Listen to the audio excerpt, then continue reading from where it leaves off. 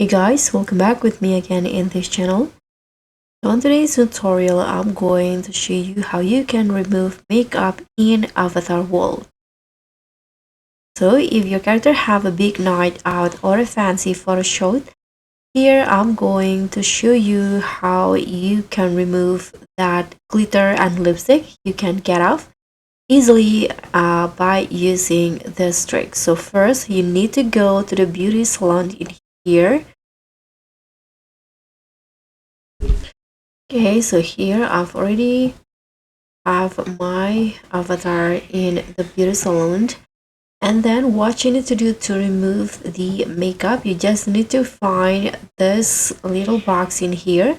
It's like a makeup remover like this, and you can just grab one of this one. This is inside this box, and you can just wipe it off on your face just like this, and it will remove the makeup.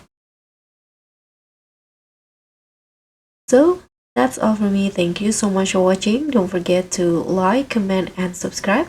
Also click on the thanks button below. And I'll see you in the next tutorial.